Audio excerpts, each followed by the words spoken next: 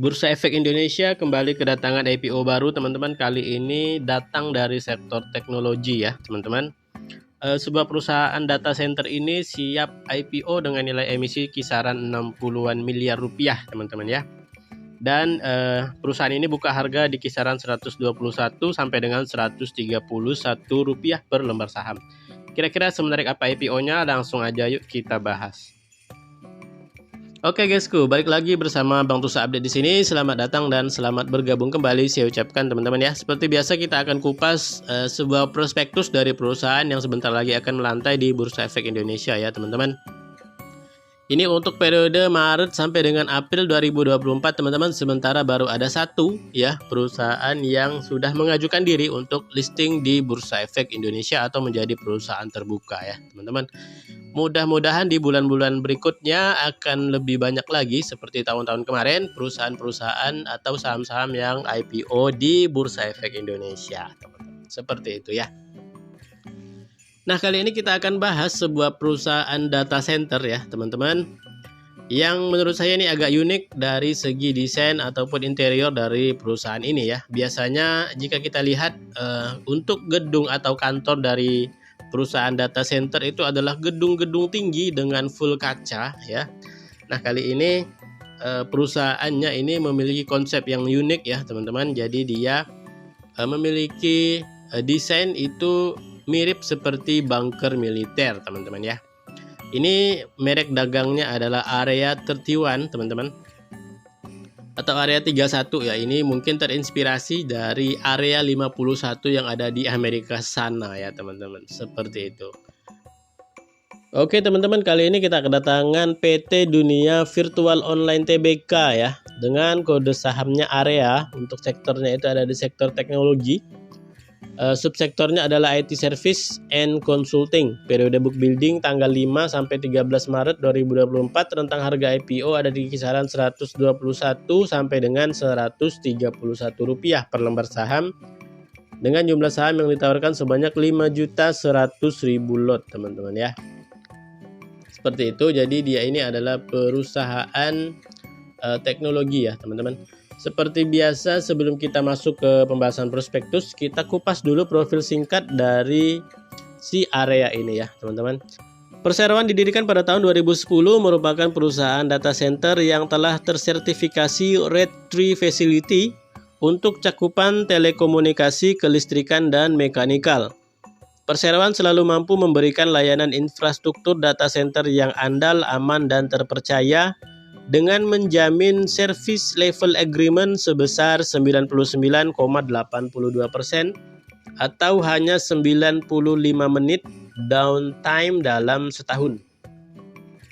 Secara historis, Perseroan mencatatkan 100% uptime setiap tahun sejak beroperasi, dan saat ini Perseroan memiliki 3 data center di 3 lokasi yang berbeda, yakni di Area 31 Cimanggis, kemudian Area 31 Gedung Cyber, dan Area 31 Tifa 1 dan Tifa 2 dengan pasokan listrik sebanyak 25 MW teman-teman ya.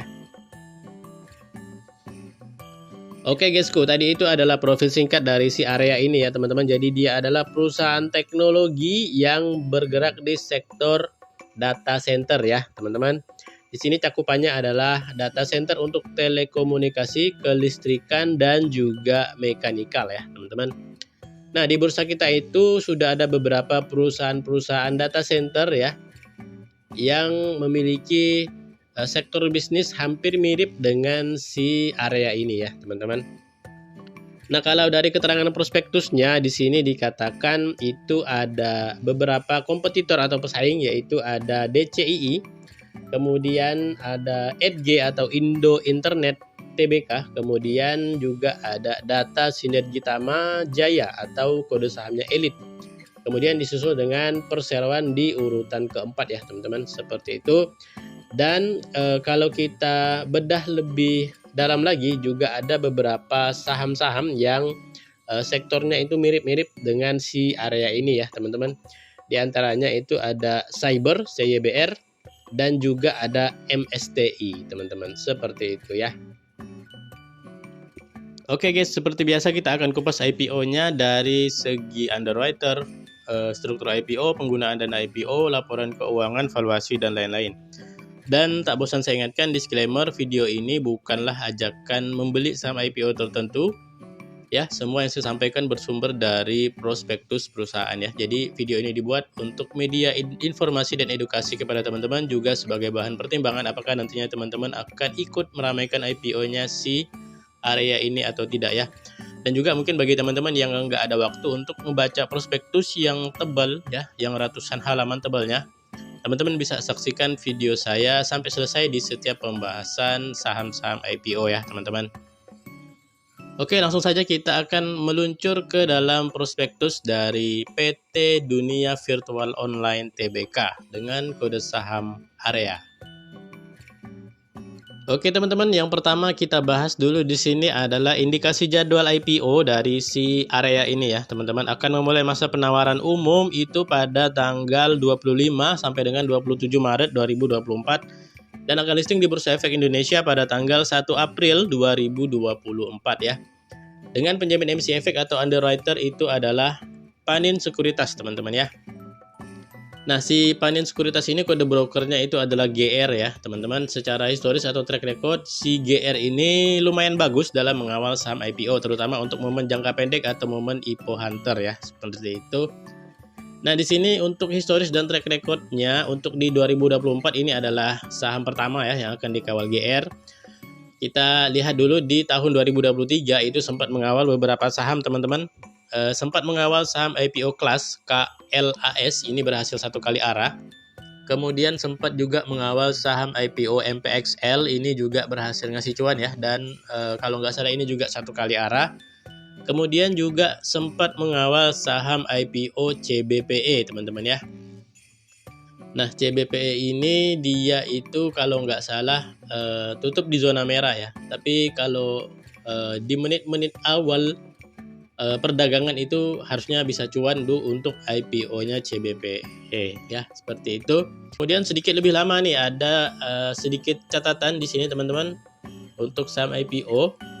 2021 dia sempat mengawal saham IPO Cimori CMRY, ini berhasil hijau ya untuk hari pertamanya listing, dan setelah itu harga saham Cimori terus menanjak naik teman-teman ya, sampai dengan sekarang itu sudah jauh di atas harga IPO-nya. Kemudian 2021 dia sempat mengawal saham IPO Mtel atau Mitratel, ini merupakan anak usaha dari Telkom ya teman-teman. Ini agak kurang bagus ya dalam IPO-nya Mtel. Di 2021 itu berhasil tutup di zona merah teman-teman ya, seperti itu. Nah, itu tadi adalah beberapa historis dari si Panin Sekuritas ya teman-teman. Jadi secara historis untuk momen jangka pendek atau momen IPO hunter ini bisa dimanfaatkan untuk mencari cuan teman-teman, seperti itu ya. Kemudian kita lanjut teman-teman di sini untuk struktur IPO-nya teman-teman ya. Jadi dalam IPO ini sebanyak-banyaknya 510 juta lembar saham atau mewakili 20,08% dari jumlah modal yang ditempatkan dari store penuh yang akan ditawarkan di IPO ini, dengan jumlah saham yang dicatatkan setelah penawaran umum itu sebanyak 2.539.601.000 saham teman-teman ya, atau setara dengan 100%. Dengan nilai nominal itu ada di Rp75. Rentang harga penawaran ada di kisaran 121 sampai dengan Rp131 per lembar saham, dengan nilai emisi IPO sebanyak-banyaknya Rp66.810 teman-teman ya. Dan dalam IPO area kali ini itu tidak ada waran teman-teman, hanya induknya saja yang ditawarkan kepada masyarakat. Nah, kemudian teman-teman di sini kita lihat untuk struktur permodalan atau para pemegang saham lama dari si area ini ya teman-teman. Di sini ada keterangan baik sebelum IPO maupun sesudah IPO ya. Dan langsung saja kita lihat di sini untuk yang pemegang saham setelah IPO ya teman-teman. Di sini pengendalinya adalah PT Dwi Tunggal Putra, kemudian ada Sugeng Aliven, kemudian Michael Kurniawi Rawan Aliven, kemudian ada Foni Stefani Budi Satyo, dan disusul dengan masyarakat di paling bawah. Nah, di sini para pemegang saham lama dari area itu merupakan para pemegang saham juga di PT Dwi Tunggal Putra ya teman-teman. Jadi bisa kita lihat dari keterangan prospektusnya yang ini ya, teman-teman. Di sini dikatakan bahwa DTP atau duit tunggal putra maupun area 31 itu pemegang sahamnya adalah orang-orang ini juga ya, atau sama, teman-teman. Seperti itu ya. Kemudian selanjutnya di sini kita lihat ada lock-up period, teman-teman, dari area untuk para pemegang saham lama tadi itu akan di lock up ya selama 8 bulan setelah area ini efektif atau listing di Bursa Efek Indonesia. Seperti itu, teman-teman. Kemudian pembahasan mengenai dividen, teman-teman, di sini dikatakan untuk kebijakan dividen dari area ya. Setelah penawaran umum perdana, perseroan berencana untuk membayarkan dividen kas kepada para pemegang saham perseroan dengan rasio 20% dari laba bersih tahun buku dimulai dari tahun buku 2027, teman-teman ya. Jadi ini kemungkinan akan dibagikan tahun 2028 ya. Jadi masih ada waktu cukup panjang ya, teman-teman, untuk kita bisa menikmati dividen dari area ini ya, teman-teman, seperti itu. Kemudian kita lanjut. Di sini ada penggunaan dana IPO, teman-teman ya. Jadi seluruh dana yang dikumpulkan dalam IPO ini setelah dikurangi biaya emisi itu akan digunakan dengan tujuan sebagai berikut. Kalau untuk poin besarnya itu dia cuma ada 2 poin ya, teman-teman. Tapi di sini juga ada beberapa rincian yang akan kita bahas.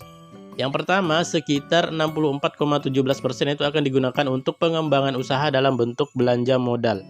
Dengan rincian sebagai berikut ya. Poin yang A sekitar 50% itu akan digunakan sebagai belanja modal untuk fitting out data hall 2 dan data hall 3 ya, teman-teman. Kemudian poin yang B masih di penggunaan dana IPO yang pertama, sekitar 25%-nya itu akan digunakan sebagai belanja modal untuk penambahan kapasitas kelistrikan data hall 2 dan data hall 3 di area Cimanggis dengan rincian sebagai berikut ya. Di sini juga ada beberapa rincian terkait penggunaan dana IPO di poin yang B. Kemudian poin yang C sekitar 25% itu akan digunakan sebagai modal kerja untuk belanja modal penambahan kapasitas pendinginan data hall 2 dan data hall 3 ya, teman-teman, seperti itu. Kemudian penggunaan dana IPO yang kedua, teman-teman, sekitar 35% itu akan digunakan untuk modal kerja dalam rangka mendukung kegiatan operasional dengan rincian sebagai berikut ya. Di sini juga ada 2 poin. Poin yang A sekitar 50,24% itu akan digunakan sebagai modal kerja untuk perawatan peralatan MPE, mekanikal, elektrikal, dan plumbing. Kemudian poin yang B sekitar 49,76% akan digunakan untuk modal kerja untuk perawatan gedung, teman-teman ya. Seperti itu. Jadi untuk penggunaan dana IPO-nya ini menurut saya bagus ya, teman-teman. Seluruhnya digunakan untuk belanja modal dan juga modal kerja, teman-teman. Seperti itu. Lanjut, kita bahas selanjutnya adalah laporan posisi keuangan dari area 31, teman-teman ya. Di sini langsung saja kita bahas dari total asetnya. Di sini terjadi peningkatan dari tahun ke tahun ya. 2020 asetnya ada di 7,4 miliar, 2021 naik di 8,9 miliar, 2022 naik lagi cukup signifikan ada di angka 167 miliar rupiah, dan per 30 September 2023 total asetnya ada di angka 221 miliar rupiah. Kita lanjut di sini melihat total liabilitasnya juga di sini terpantau mengalami kenaikan, teman-teman. 2020 ada di 3,1 miliar, 2021 naik di 3,6 miliar, 2022 naik lagi cukup signifikan di angka 160 miliar rupiah, dan per 30 September 2023 total liabilitasnya terjadi penurunan, teman-teman, di angka 60 miliar rupiah. Dan kita lanjut di sini melihat total ekuitasnya juga terjadi peningkatan yang cukup signifikan dari tahun ke tahun, teman-teman. 2020 ekuitasnya ada di angka 4,3 miliar.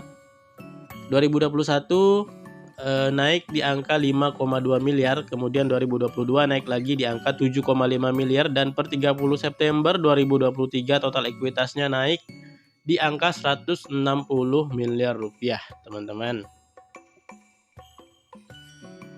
Dan kemudian kita lihat di sini untuk laporan laba rugi dari si area, teman-teman ya. Dari segi labanya juga terpantau stabil ya, teman-teman, dari tahun ke tahun. Kemudian di sini kita lihat dari laba neto tahun berjalan juga terpantau masih menghasilkan laba neto ya, teman-teman. Seperti itu. Jadi untuk laporan keuangan dan juga laporan laba ruginya ini menurut saya bagus ya teman-teman, terjadi peningkatan dari segi aset dan juga ekuitasnya teman-teman ya. Sedangkan jumlah liabilitasnya dari 2020 itu naik dan per 30 September 2023 mengalami penurunan teman-teman ya. Jadi ini menurut saya cukup bagus dari segi keuangan perusahaan. Kemudian seperti biasa teman-teman, kita intip sedikit untuk Dewan Komisaris dan Dewan Direksi dari si area ini ya teman-teman. Nah, di sini ada Bapak Sugeng Aliven selaku Komisaris Utama, ini juga sebagai pemegang saham lama. Kemudian ada Foni Stephanie Budi Satyo selaku Komisaris, ini juga sebagai pemegang saham lama ya teman-teman. Kemudian ada Bapak Herman Suharjito selaku Komisaris Independen. Untuk direkturnya atau direksinya teman-teman, di sini ada Michael Kurnia Wirawan Aliven, ini sebagai direktur utama juga sebagai pemegang saham lama. Kemudian ada Edi selaku direktur dan di sini juga ada Yoke Tangkar teman-teman selaku direktur dari perseroan ya. Seperti itu. Kemudian kita lanjut di sini melihat layanan yang disediakan oleh area teman-teman ya. Di sini ada Secure Case, merupakan modul penyimpanan atau rak dari data center teman-teman ya. Di sini seperti ini gambarnya. Kemudian ada rak co-location teman-teman dan juga ada data hall ya. Di sini bisa dilihat. Kemudian di sini ada teleport facility, ada office, ada comment center dan juga ada beberapa fasilitas-fasilitas lainnya ya teman-teman. Di sini bisa dilihat. Di sini juga ada genset, fire system dan juga ada beberapa fasilitas lagi. Ada tempat ibadah, ruang kerja dan ruang meeting teman-teman. Nah, ini adalah rencana pengembangan data centernya ya teman-teman. Di sini untuk keterangannya ada phase 1 dan phase 2 di sini nantinya yang akan dikembangkan dari uang hasil dana IPO teman-teman. Seperti itu. Oke teman-teman, selanjutnya kita lihat valuasi harga IPO dari si area ini ya teman-teman. Potensi market cap-nya itu ada di angka 307 sampai dengan 332 miliar rupiah. Dengan price to book value atau PBV itu ada di 1,9 sampai 2 kali. Dan price to earning atau PER-nya itu ada di angka 123 kali sampai dengan 134 kali teman-teman.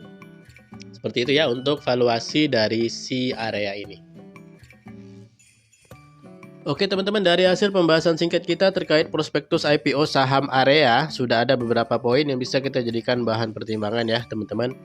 Yang pertama di sini kita lihat dulu dari segi prospek usaha dan sektor bisnisnya. Ini menurut saya masih lumayan menarik ya teman-teman. Ada di sektor teknologi dan berfokus ke data center ya teman-teman. Dan di bursa kita ini masih sedikit sekali perusahaan-perusahaan data center seperti ini ya teman-teman.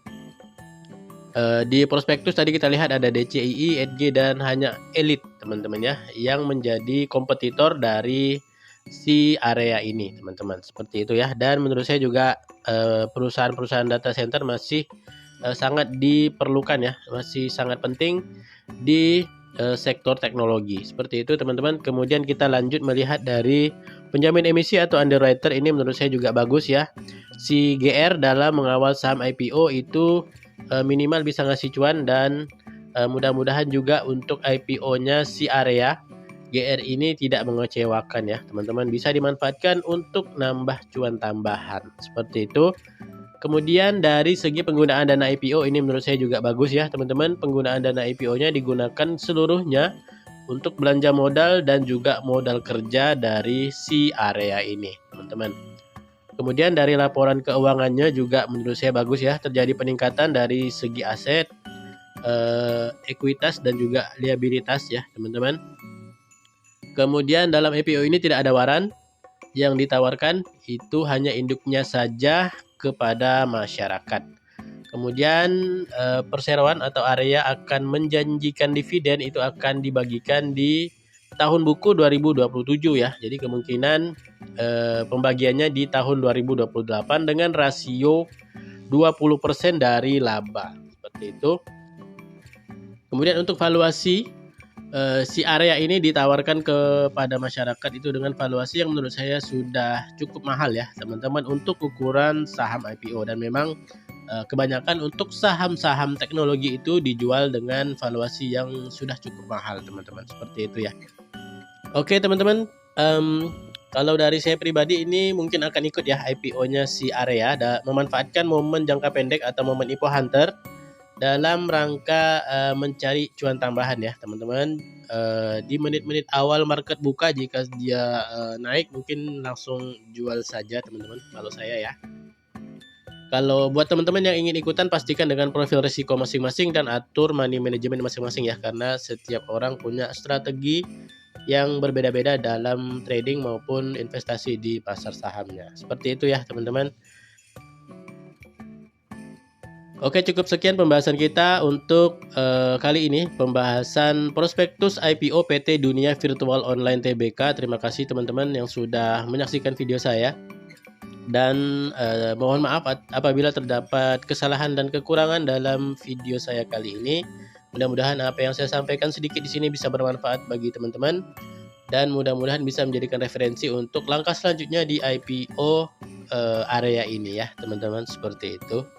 Oke, cukup sekian. Sekali lagi terima kasih dan mohon maaf, dan sampai bertemu kembali ke dalam pembahasan saham IPO selanjutnya.